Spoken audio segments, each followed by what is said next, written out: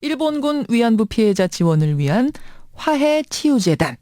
이 재단이 어제 공식 출범했습니다. 지난해 한일 정부가 일본군 위안부 문제에 합의를 하면서 일본이 10억 엔을 출연하겠다, 피해자 지원하겠다, 이런 목표로 해서 설립이 되는 거죠. 하지만 어제 출범식장의 분위기는 아주 험악했습니다. 대학생들이 출범식장을 기습점거하고 한 남성이 이사장인 김태현 교수한테 캡사이신을 얼굴에 쏘면서 그야말로 난장판이 된 겁니다. 험악한 분위기를 만드는 데는 어제 아침자 한 보도도 한 몫을 했는데요. 일본이 10억 엔 가운데 일부를 한인 유학생들에게 쓰기를 요청해왔다. 이런 보도가 나온 겁니다. 자, 어떻게 된 상황인지 화해치유재단의 당연직 이사를 맡고 계세요. 정병원 외교부 동북아국장 연결을 해보죠. 국장님 안녕하십니까? 네, 안녕하십니까. 어제 출범식 현장에 계셨어요? 예, 저도 참석을 했었습니다. 근데 어떻게 하다가 캡사이신 투척 사건이 벌어진 거죠? 어제 김태현 위원장께서 예. 기자간담회를 마치시고 건물 밖을 나오는 그 순간이었습니다. 그때 갑자기 건물 밖에 있던 신원미상의 남성이 20대 남성 이렇게 지금 검거가 됐네요. 네. 예. 갑자기 이제 위원장님께 다가가서 캡사이신을 얼굴에 다량으로 이렇게 살포를 한 것 같아요. 그 고추의 매운맛 성분 네, 말씀하시는 그래서 거예요. 눈을 포함해서 얼굴 전반에 큰 통증을 호소하셔서 상당히 걱정을 했었는데 예. 다행히 병원에서 응급 치료를 받으시고 예. 상태는 이제 안정이 되신 것 같습니다. 응급치료 받고 지금 네. 출국하셨다면서요. 네, 뭐 공무 일정이 있어가지고 아마 외국에 출장을 가신 것 같은데요. 하여튼 굉장히 그 통증을 호소하셨고 또 무엇보다도 마음의 상처가 상당히 컸던 것 같아요. 마음의 상처. 저도 현장에 옆에 있었습니다만은 좀 이런 그 과도한 그런 행동, 폭력적 행동 이런 게 일어난 것에 대해서 참 유감스럽게 생각하고 안타깝게 생각합니다. 주변에서 말리고 어쩌고 할 상황이 아니었습니까? 제가 5m 옆에 있었는데요. 예. 순간적으로 일어나서 너무 순식간에 일어난 일이라서. 순식간에 일어났기 때문에 그렇습니다. 그 20대 남성 어제 검거가 됐습니다. 왜 그랬냐 그랬더니 한일 위안부 합의에 불만을 품고 그런 일을 저질렀다 이렇게 자백을 했어요. 네. 그러니까 결국 대학생들의 기습 시위나 캡사이신 사건이나 그만큼 한일 합의 자체에 대한 불만에다가 이 재단에 대한 불신이 더해지면서 생긴 일이 아닌가 싶습니다. 네. 지난 한 달 동안 김태현 위원장이 직접 위안부 피해자 할머님들하고 개별 면담을 하셨다고요? 네, 그렇습니다. 위원장을 맡으시고 예. 한 달에 걸쳐가지고 작년 합의 기준으로 46분의 생존 할머니가 계세요. 예. 그래서 그중에서 단체에 계신 일부 할머니를 제외한 약 37명의 할머니나 또 그 가족을 직접 한 분 한 분 만나셔가지고 예. 합의 의의를 그리고 또 재단 사업 방향을 설명을 하셨는데 대부분의 할머니들이 이제 이 금연 합의를 평가를 하고 하시고 또 조속한 재단 사업 실시를 희망하셨습니다. 정부가 한 일을 따르겠다. 예. 만족스럽진 않지만은 살아생전에 해결하고 싶다. 죽고 난 뒤에 해결하면 무슨 소용이 있겠느냐. 재단을 빨리 좀 설립해서 사업을 해달라. 대다수가. 그런 말씀을. 근데 이제 위안부 관련 단체들에 따르면 대다수의 할머님들이 동의한 거 아니다. 네.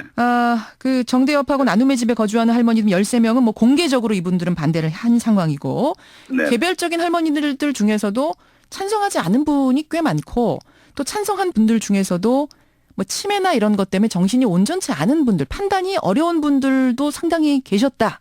이런 주장 나오는데. 뭐 그런 주장을 잘 알고 있는데요. 제가 지금 드리고 싶은 말씀은 예. 일부 피해자 단체들이 이야기하는 것처럼 모든 할머니들이 이걸 합의를 반대한다. 라는 것은 사실과 다르다는 말씀을 드리고요.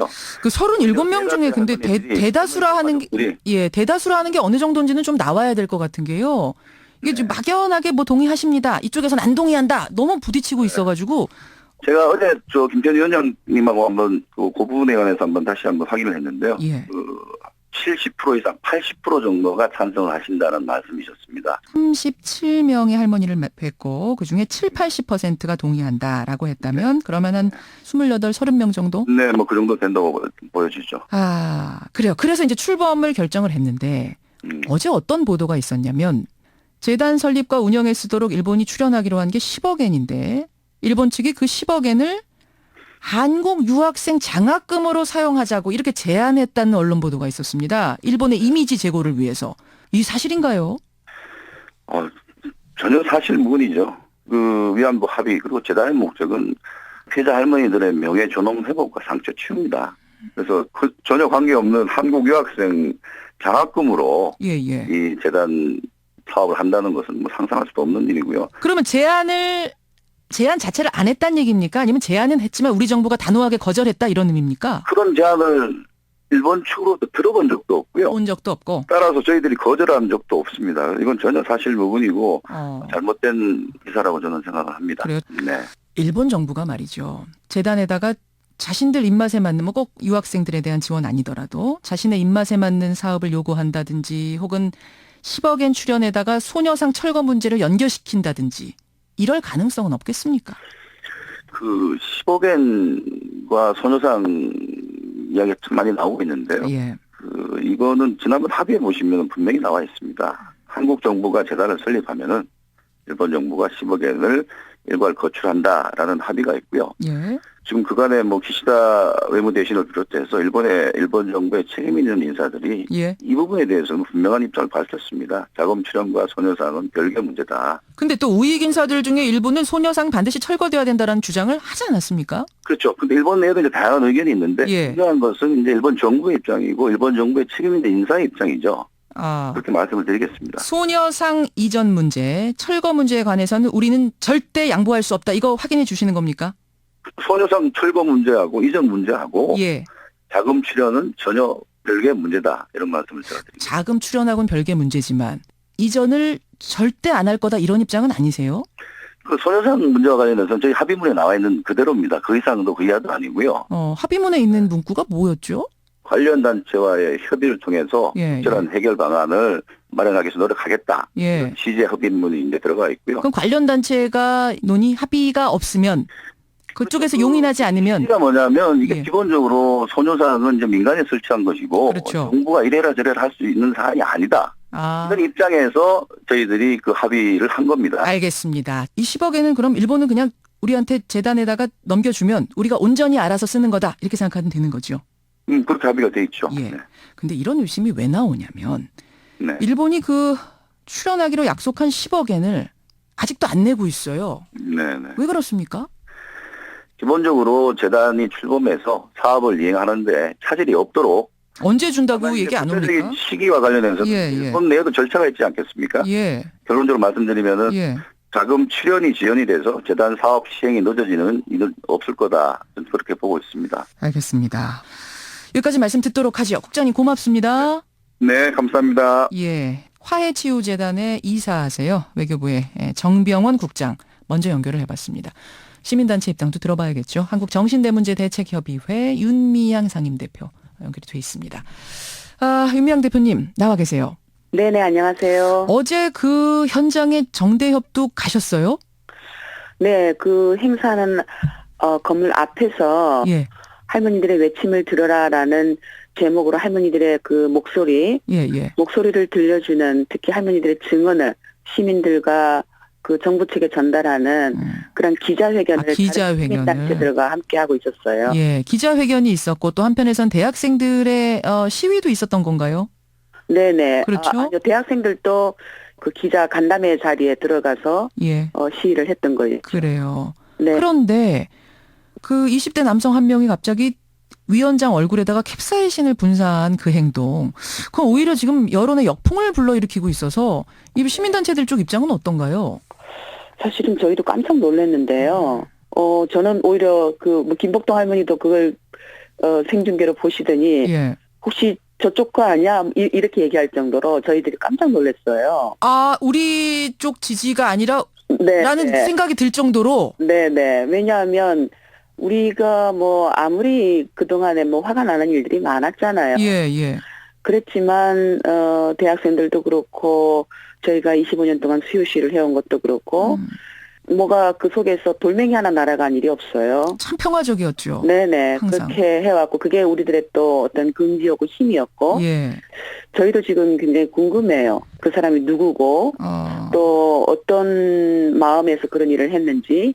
근데 뭐 사실은 그런 어떤 누군가에게 해를 끼친다든가 이런 일은 나오지 않았으면 좋겠다 하는 생각을 가집니다. 앞서서 그 재단의 이사께서는 46분의 할머님들이 지금 생존해 계시는데 그중에 30분 정도가 찬성을 하셨다. 찬성표를 얻어내고 우리 재단이 출범하는 거다. 이렇게 말씀하시는데요. 저희들은 1년에도 수도 없이 할머니들을 만나요. 예. 그 가족들 흉조차도 우리들에게는 그 아주 서스럼 없이 다 보는 분들이시니까 너무나 잘 알고 있는데 그 김태현 이사장의 그 발언이 저희들은 오히려 또 좀 이해가 안 되죠. 30명이 어떤 30명이 그렇게 지지할 수 있었을까? 뭐 물음표를 가질 수밖에 없는 그런 상황이에요. 우리는 지금 현재 40분 살아 계신데 지금 현재는 정부가 뭐 밥을 먹자, 돈을 준다, 한복을 준다, 그렇게 오라 그런다라는 이야기들을 누가 다 해주시냐면은 저희들은 전혀 모르고 있었죠. 그런 전화를 정부에서 한 것도. 근데 피해 당사자들이 직접 사무실에 그런 이야기를 다 하는 거예요. 무슨 얘기요? 재단 출범을 앞두고 저 식사를 대접하고 싶으니까 나와달라. 그리고 누가 한복을 해준다고 할머니 한복 취소 알려달라. 그날 한복을 맞춰드리고. 선물을 드리고 식사 대접하고. 네, 어떤 할머니한테는 할머니 돈이 나왔으니까 돈 받기 위해서 나오시라. 이런 이야기를 했다라는 전화들을 할머니들이 스스로 하셨어요. 저희 깜짝 놀랐죠. 그런 것들을 건네면서 회유한 게 아닌가 좀 의심하시는 거예요? 네, 그런 거죠. 그 이야기는 뭐냐면은 이사장께서 만났다라고 하는 그 할머니들이 다 지지를 했다. 지지를 했으면 그런 전화들을 저희들한테 일부러 할 이유는 없잖아요. 알겠습니다. 오늘 뭐 이사장이 지금 그러니까 위원장이 김태현 위원장이 나오지 않은 자리이기 때문에 더 이상 확인은 불가능하지만 지금 정대협에서 파악하고 있는 것은 그렇단 말씀. 그나저나 그 이제 재단을 출범해서 일본으로부터 10억엔을 받아서 온전히 피해 할머님들을 위해 쓰겠다라는 게 애초 목적인데 요것 자체는 제대로 쓸 거라고 보세요? 이것도 의심하시는 거예요? 뭐 사실은 저희는 그 재단 10억엔을 받아서 어떻게 쓰겠다라는 그거에 대해서는 저희들은 관심 없습니다. 그게 무슨 말씀이세요? 뭐 애초에 이 10억엔의 명목이라 그럴까요? 성격이라 그럴까요? 일본 정부는 배상이 아니다. 한국 정부는 여전히 처음에 그 김태현 위원장이 치유금이라 했다가 엄청나게 그 여론의 몰매를 맞은 이후에 또 그다음에 바로 배상금이라고 해석할 수 있다. 이제는 치유금이다. 정착한 것 같아요.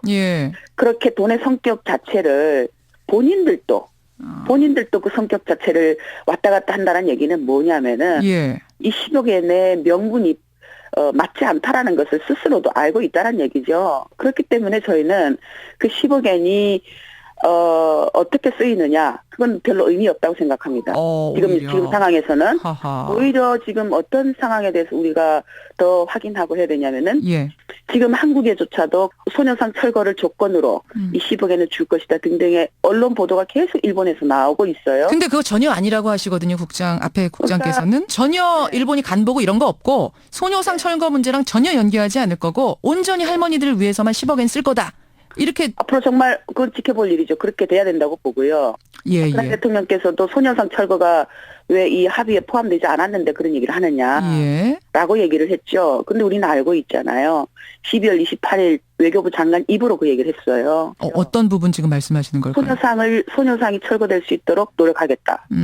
합의 이후 발표하는 기자회견을 했기 때문에 합의문은 없더라도 합의문은 사실은 존재하지 않는 거니까. 외교 장관이 서명도 하지 않았고 조약도 아닌 굉장히 애매모호한 보도문으로 발표된 것이기 그렇긴 해요. 그렇기 때문에 의심할 수밖에 없다. 의심할 수밖에 없는 지금 거죠. 아니라고 얘기를 해도 사실은 본심은 그게 아닌가라고 의심할 수밖에 없는 상황이란 말씀. 알겠습니다. 일단 오늘 여기까지 말씀 듣도록 하죠. 고맙습니다, 대표님. 네, 고맙습니다.